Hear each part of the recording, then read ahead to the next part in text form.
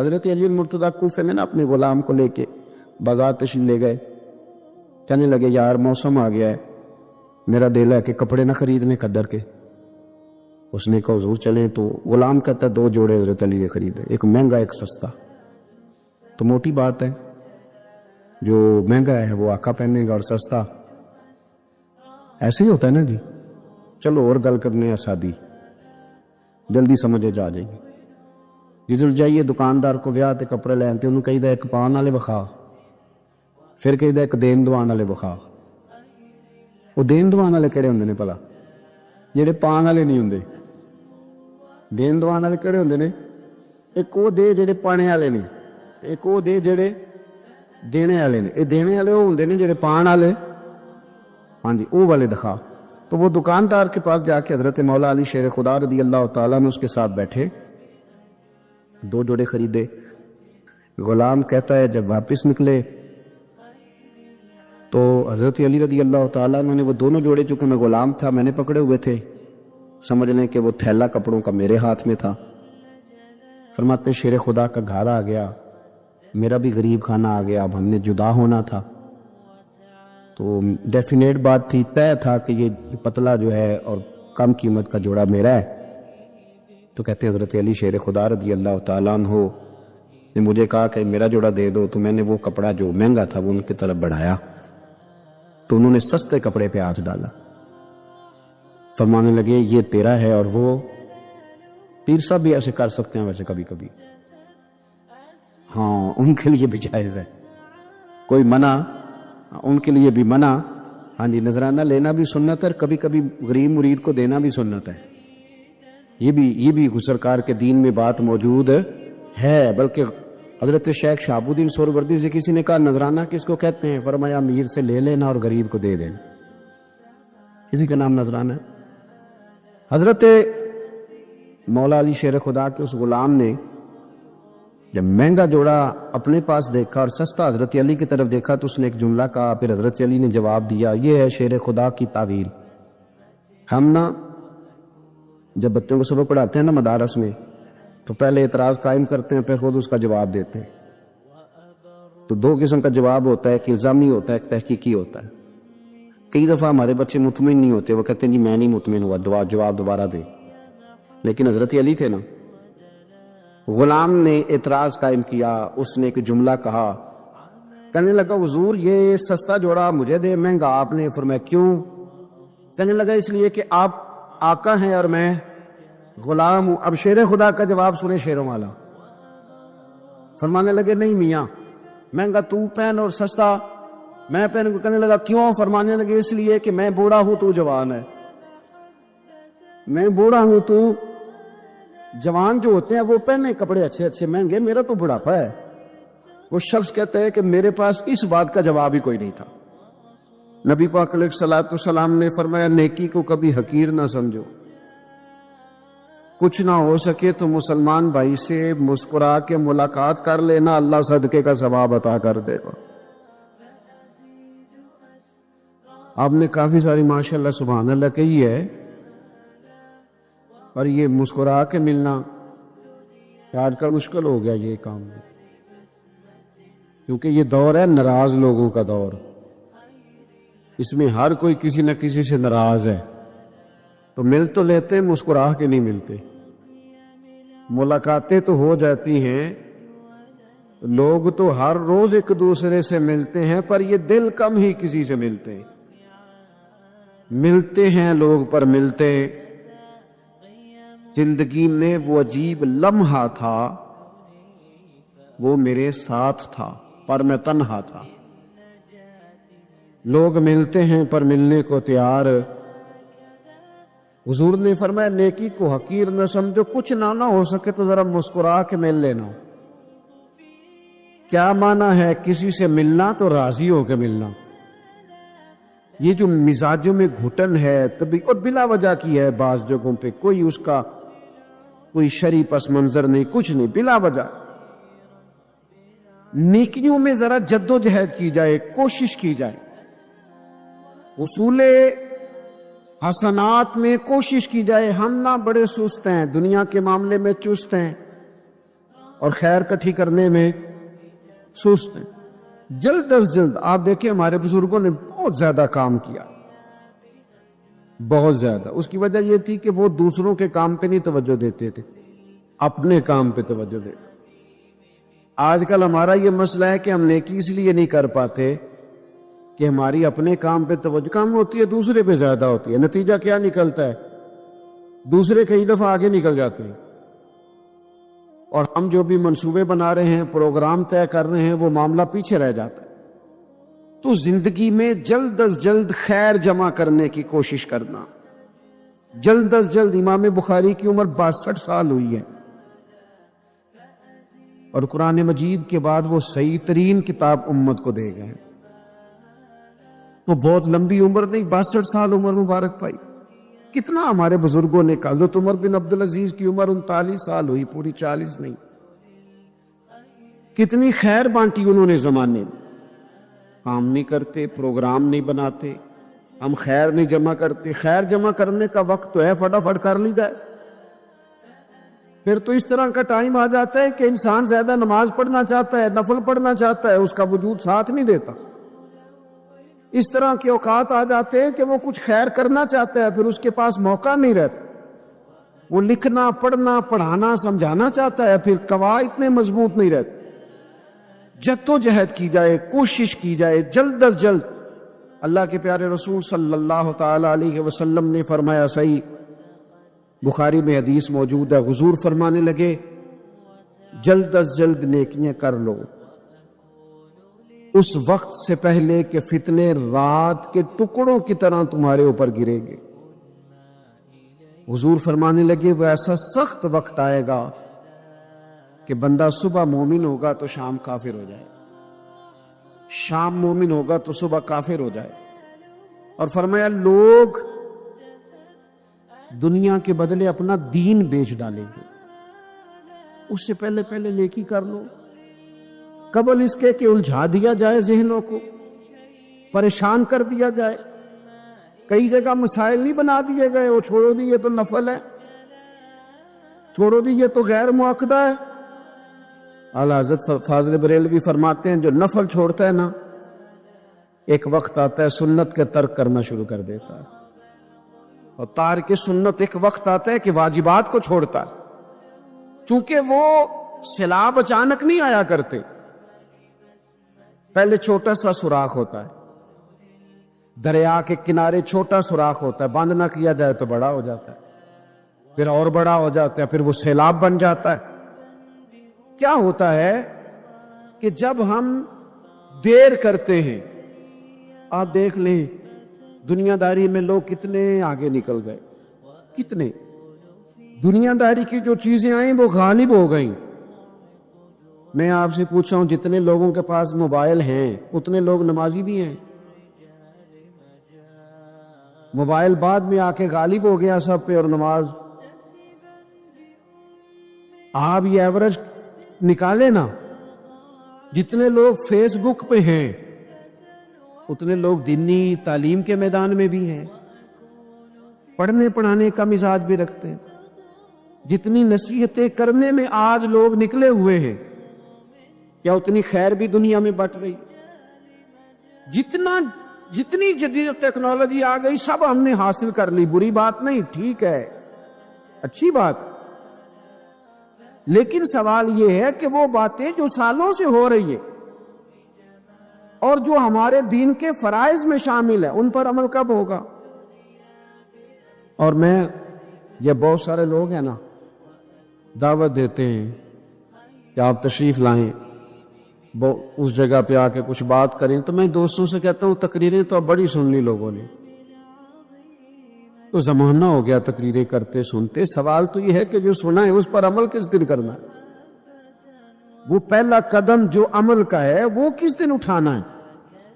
یہ کوئی گورکھ دھندا تو نہیں ہے نا کہ نشستن گفتن برخاستن. دیکھیں نا قرآن مجید کی آیات نازل ہوتی تھی, صحابہ دوڑ پڑتے تھے عمل کرنے کے لیے. لن تنالوا البر حتى تنفقوا مما تحبون, تم بھلائی کو نہیں پہنچو گے جب تک اپنی پیاری چیز خرچ نہ کرو. تو یہ آیت ہم نے بھی سنی ہوئی ہے, میں آپ سے ہاتھ نہیں اٹھواتا، آپ خود اپنے آپ سے پوچھیں، میں اپنے آپ سے پوچھتا ہوں کب پیاری چیز لا کے خرچ کیا ہم نے اللہ کے راستے میں؟ لیکن جب نازل ہوئی تھی، عبداللہ ابن عمر کو گھوڑا پیارا تھا، انہوں نے فوراً لا کے پیش کر دیا تھا۔ حضرت ابو طلحہ انصاری کو باغ پیارا تھا، انہوں نے فوراً لا کے حضور کی بارگاہ میں پیش کر دیا تھا۔ ہم کب یہ کام کریں گے؟ ہم سن رہے ہیں، ہمیں آتی ہے، ہم آگے بڑھا رہے ہیں، لیکن جلدی سے صحابہ کا یہ مزاج تھا کہ جیسے ہی ان تک خیر پہنچی انہوں نے عمل کر کے دکھایا، جیسے نصیحت ملی اس نصیحت پر وہ عامل ہو گئے۔ امام جعفر صادق رضی اللہ تعالیٰ عنہ سے ایک شخص نے پوچھا، حضور میں دین کی خدمت کرنا چاہتا ہوں، تبلیغ کرنا چاہتا ہوں، کوئی طریقہ بتائیں۔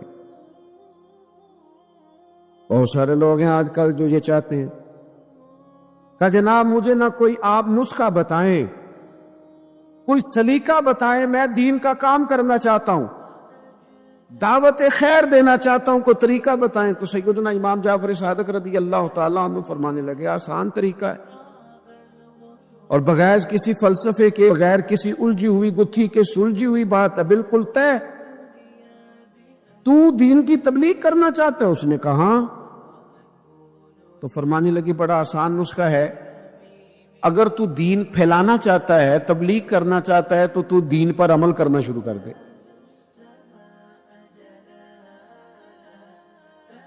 عمل کے بڑے اثرات ہوتے ہیں۔ عمل، وہ حضرت بایزید بسطامی فرمایا کرتے تھے، جس نے ہماری خاموشی سے کچھ نہیں سیکھا وہ ہماری تقریر سے کیا سیکھے گا۔ یہ جو عمل ہوتا ہے یہ اتنی بڑی خاموش تبلیغ ہے، اتنی بڑی۔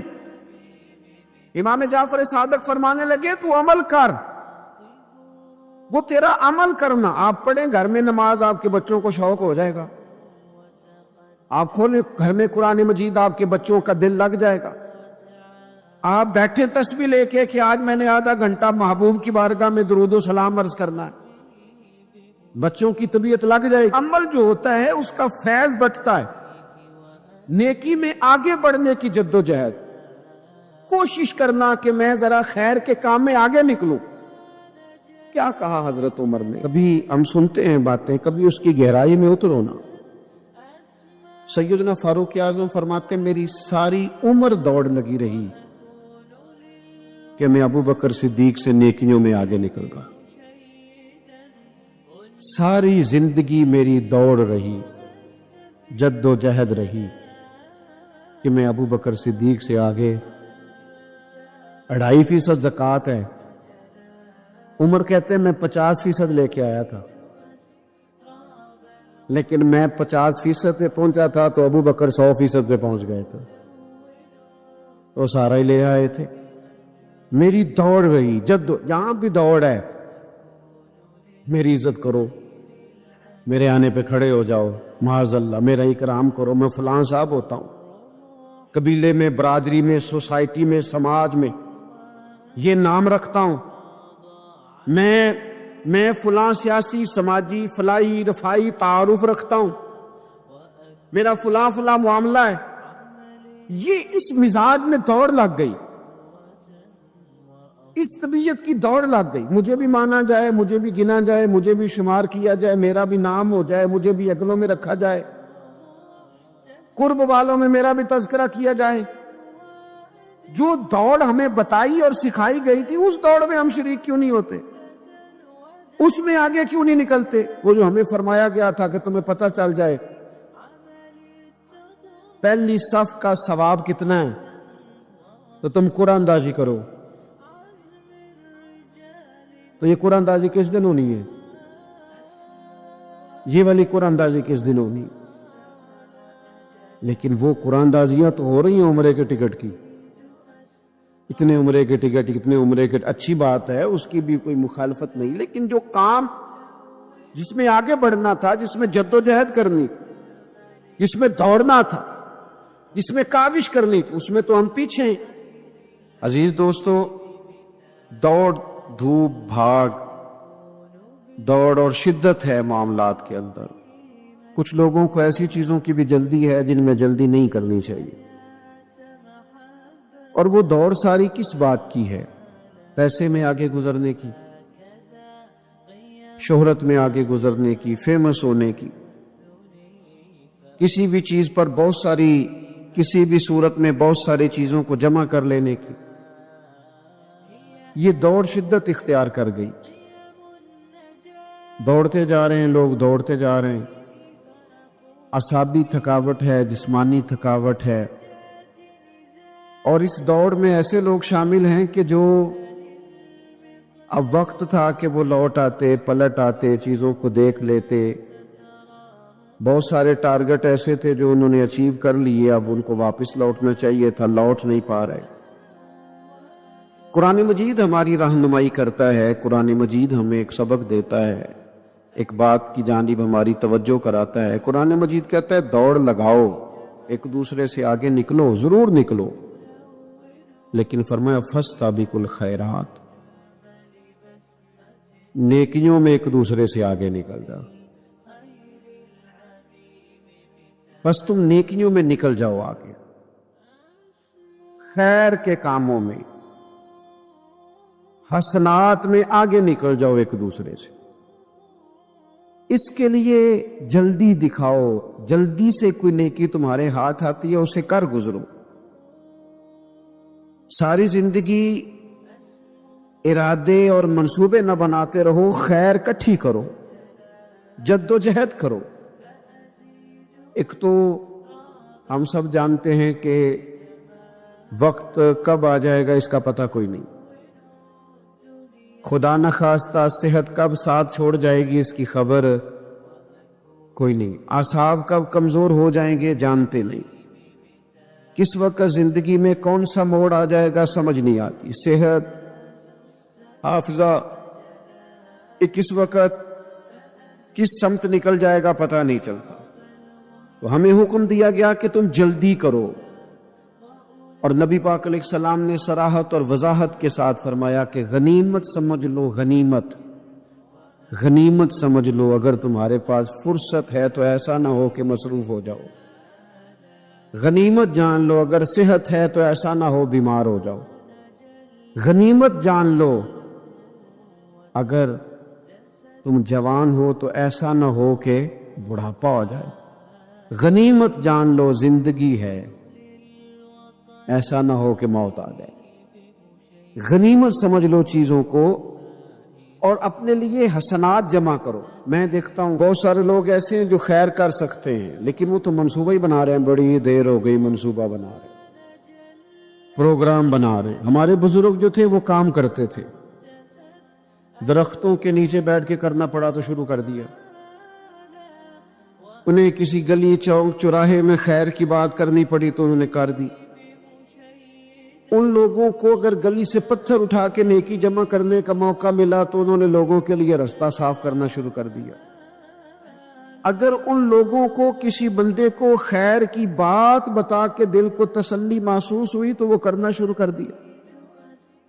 جو نیکی، جو خیر ہمارے دائرہ کار میں ہے، دائرہ اختیار میں ہے، ہماری پہنچ، اسے کیوں چھوڑا جائے؟ نبی پاک علیہ الصلوۃ والسلام نے فرمایا نیکی کو کبھی حقیر نہ سمجھو، کچھ نہ ہو سکے تو مسلمان بھائی سے مسکرا کے ملاقات کر لینا، اللہ صدقے کا ثواب عطا کر دے گا۔ آپ نے کافی ساری ماشاءاللہ سبحان اللہ کہی ہے، پر یہ مسکرا کے ملنا آج کل مشکل ہو گیا یہ کام بھی، کیونکہ یہ دور ہے ناراض لوگوں کا دور، اس میں ہر کوئی کسی نہ کسی سے ناراض ہے، تو مل تو لیتے ہیں، مسکرا کے نہیں ملتے۔ ملاقاتیں تو ہو جاتی ہیں، لوگ تو ہر روز ایک دوسرے سے ملتے ہیں، پر یہ دل کم ہی کسی سے ملتے ہیں، ملتے ہیں لوگ پر ملتے ہیں۔ زندگی میں وہ عجیب لمحہ تھا، وہ میرے ساتھ تھا پر میں تنہا تھا۔ لوگ ملتے ہیں پر ملنے کو تیار۔ حضور نے فرمایا نیکی کو حقیر نہ سمجھو، کچھ نہ ہو سکے تو ذرا مسکرا کے مل لینا۔ کیا معنی ہے کسی سے ملنا؟ تو راضی ہو کے ملنا۔ یہ جو مزاجوں میں گھٹن ہے کبھی، اور بلا وجہ کی ہے، بعض جگہوں پہ کوئی اس کا کوئی شرعی پس منظر نہیں، کچھ نہیں، بلا وجہ۔ نیکیوں میں ذرا جد و جہد کی جائے، کوشش کی جائے، حصول حسنات میں کوشش کی جائے۔ ہم نہ بڑے سست ہیں، دنیا کے معاملے میں چست ہیں اور خیر کٹھی کرنے میں سست ہیں۔ جلد از جلد آپ دیکھیں ہمارے بزرگوں نے بہت زیادہ کام کیا، بہت زیادہ۔ اس کی وجہ یہ تھی کہ وہ دوسروں کے کام پہ نہیں توجہ دیتے تھے، اپنے کام پہ توجہ دیتے۔ آج کل ہمارا یہ مسئلہ ہے کہ ہم نیکی اس لیے نہیں کر پاتے کہ ہماری اپنے کام پہ توجہ کم ہوتی ہے، دوسرے پہ زیادہ ہوتی ہے۔ نتیجہ کیا نکلتا ہے؟ دوسرے کئی دفعہ آگے نکل جاتے ہیں، اور ہم جو بھی منصوبے بنا رہے ہیں، پروگرام طے کر رہے ہیں، وہ معاملہ پیچھے رہ جاتا ہے۔ تو زندگی میں جلد از جلد خیر جمع کرنے کی کوشش کرنا۔ جلد از جلد امام بخاری کی عمر 62 سال ہوئی ہے، اور قرآن مجید کے بعد وہ صحیح ترین کتاب امت کو دے گئے۔ تو بہت لمبی عمر نہیں، 62 سال عمر مبارک پائی۔ کتنا ہمارے بزرگوں نے کہا، حضرت عمر بن عبدالعزیز کی عمر 39 سال ہوئی، پوری 40 نہیں۔ کتنی خیر بانٹی انہوں نے زمانے میں۔ کام نہیں کرتے، پروگرام نہیں بناتے، ہم خیر نہیں جمع کرتے۔ خیر جمع کرنے کا وقت تو ہے، فٹافٹ کر لی جائے۔ پھر تو اس طرح کا ٹائم آ جاتا ہے کہ انسان زیادہ نماز پڑھنا چاہتا ہے، نفل پڑھنا چاہتا ہے، اس کا وجود ساتھ نہیں دیتا۔ اس طرح کے اوقات آ جاتے ہیں کہ وہ کچھ خیر کرنا چاہتا ہے، پھر اس کے پاس موقع نہیں رہتا۔ وہ لکھنا، پڑھنا، پڑھانا، سمجھانا چاہتا ہے، پھر قواعد اتنے مضبوط نہیں رہتے۔ جد و جہد کی جائے، کوشش کی جائے، جلد از جلد۔ اللہ کے پیارے رسول صلی اللہ تعالی علیہ وسلم نے فرمایا، صحیح بخاری میں حدیث موجود ہے، حضور فرمانے لگے، جلد از جلد نیکیاں کر لو اس وقت سے پہلے کہ فتنے رات کے ٹکڑوں کی طرح تمہارے اوپر گریں گے۔ حضور فرمانے لگے، وہ ایسا سخت وقت آئے گا کہ بندہ صبح مومن ہوگا تو شام کافر ہو جائے، شام مومن ہوگا تو صبح کافر ہو جائے۔ اور فرمایا، لوگ دنیا کے بدلے اپنا دین بیچ ڈالیں گے۔ اس سے پہلے پہلے نیکی کر لو، قبل اس کے کہ الجھا دیا جائے، ذہنوں کو پریشان کر دیا جائے۔ کئی جگہ مسائل نہیں بنا دیے گئے، وہ چھوڑو دیے تو نفل ہے، چھوڑو دیے تو غیر معاقدہ ہے۔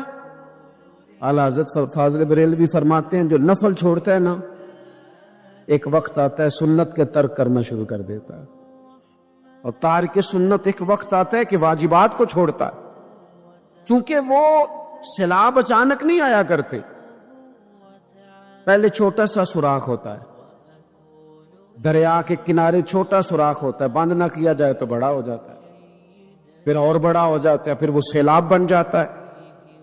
کیا ہوتا ہے کہ جب ہم دیر کرتے ہیں، آپ دیکھ لیں دنیا داری میں لوگ کتنے آگے نکل گئے، کتنے دنیا داری کی جو چیزیں آئیں وہ غالب ہو گئیں۔ میں آپ سے پوچھ رہا ہوں، جتنے لوگوں کے پاس موبائل ہیں اتنے لوگ نمازی بھی ہیں؟ موبائل بعد میں آ کے غالب ہو گیا سب پہ، اور نماز آپ یہ ایوریج نکالے نا، جتنے لوگ فیس بک پہ ہیں اتنے لوگ دینی تعلیم کے میدان میں بھی ہیں، پڑھنے پڑھانے کا مزاج بھی رکھتے ہیں۔ جتنی نصیحتیں کرنے میں آج لوگ نکلے ہوئے ہیں، کیا اتنی خیر بھی دنیا میں بٹ گئی؟ جتنی جدید ٹیکنالوجی آ گئی سب ہم نے حاصل کر لی، بری بات نہیں، ٹھیک ہے، اچھی بات، لیکن سوال یہ ہے کہ وہ باتیں جو سالوں سے ہو رہی ہیں اور جو ہمارے دین کے فرائض میں شامل ہیں، ان پر عمل کب ہوگا؟ اور میں یہ بہت سارے لوگ ہیں نا، دعوت دیتے ہیں کہ آپ تشریف لائیں، اس جگہ پہ آ کے کچھ بات کریں، تو میں دوستوں سے کہتا ہوں تقریریں تو اب بڑی سن لی لوگوں نے،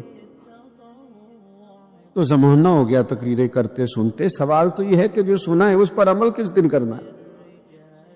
وہ پہلا قدم جو عمل کا ہے وہ کس دن اٹھانا ہے؟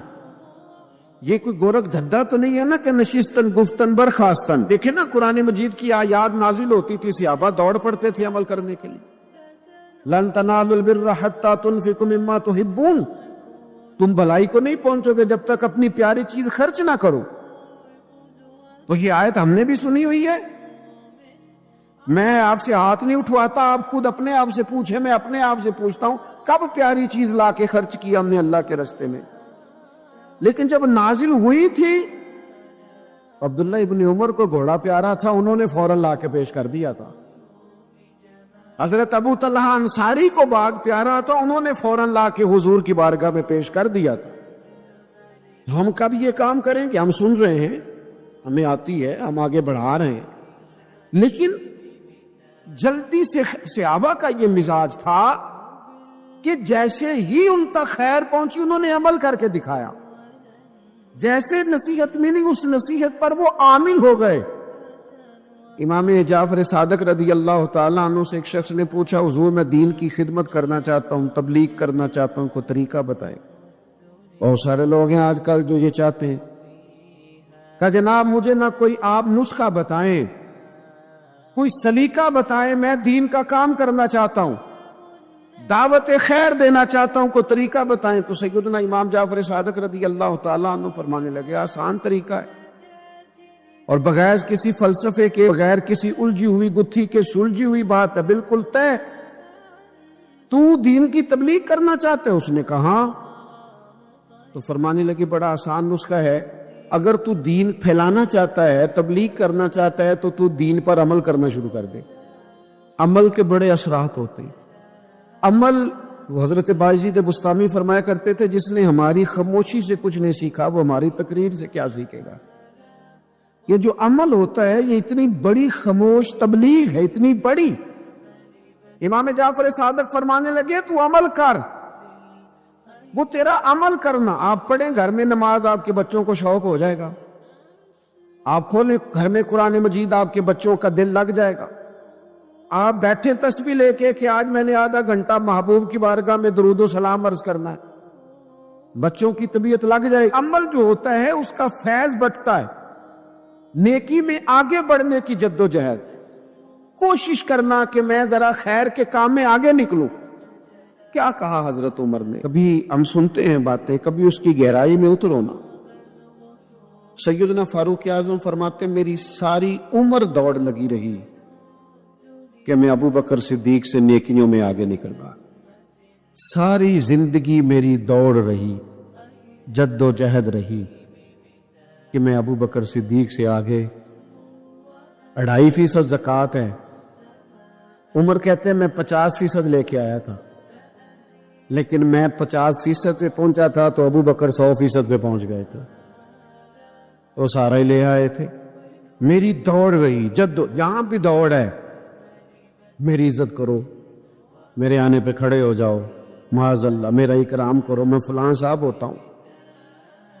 قبیلے میں, برادری میں, سوسائٹی میں, سماج میں یہ نام رکھتا ہوں, میں فلاں سیاسی, سماجی, فلاحی, رفائی تعارف رکھتا ہوں, میرا فلاں معاملہ ہے. یہ اس مزاج میں دوڑ لگ گئی, اس طبیعت کی دوڑ لگ گئی. مجھے بھی مانا جائے, مجھے بھی گنا جائے, مجھے بھی شمار کیا جائے, میرا بھی نام ہو جائے, مجھے بھی اگلوں میں رکھا جائے, قرب والوں میں میرا بھی تذکرہ کیا جائے. جو دوڑ ہمیں بتائی اور سکھائی گئی تھی اس دوڑ میں ہم شریک کیوں نہیں ہوتے, اس میں آگے کیوں نہیں نکلتے. وہ جو ہمیں فرمایا گیا تھا کہ تمہیں پتہ چل جائے پہلی صف کا ثواب کتنا ہے تو تم قرآن اندازی کرو. تو یہ قرآن اندازی کس دن ہونی ہے؟ یہ والی قرآن اندازی کس دن ہونی ہے؟ لیکن وہ قرآن اندازیاں تو ہو رہی ہیں عمرے کے ٹکٹ کی. اتنے عمرے کے ٹکٹ, اتنے عمرے کے, اچھی بات ہے, اس کی بھی کوئی مخالفت نہیں. لیکن جو کام جس میں آگے بڑھنا تھا, جس میں جد و جہد کرنی, جس میں دوڑنا تھا, جس میں کاوش کرنی تھی, اس میں تو ہم پیچھے ہیں. زندگی اتنی تیزی سے گزر رہی ہے, آپ یقین کریں پیچھے پلٹ کے دیکھتے ہیں تو پتہ ہی نہیں چلتا کتنے سال بیت گئے. بھی ایسے لگتا ہے کال ہی تو بھی داخل کرایا تھا گھر والوں نے اسکول میں, ابھی اگلے دن کی بات ہے دارالعلوم میں داخل ہوئے تھے اور اتنے سال بیت گئے, اتنا وقت گزر گیا. ہم عجیب مزاج کے لوگ ہیں, یہ چاہتے ہیں کہ ہمارے بچے بڑے ہو جائیں, یہ نہیں چاہتے کہ ہم بوڑھے ہو جائیں. دیکھیں اگر بچے بڑے ہوں گے تو لازمی نتیجہ ہے کہ ان کے بڑے، لیکن ہم دونوں باتوں میں اپنا مزاج رکھتے ہیں، بچے بھی بڑے چاہیے ہمیں اور ہم خود بھی اپنے آپ کو بوڑھا تسلیم کرنے کو تیار ہے۔ ماشاءاللہ جی میرا بیٹا جوان ہو گیا، تو جناب آپ کیا ہو گئے؟ آپ بھی تو بتائیں نا، آپ کہاں پہنچ گئے؟ وہ کیا دور تھا جب کہتے تھے میرے بیٹے کو میرا جوتا پورا آنے لگا ہے۔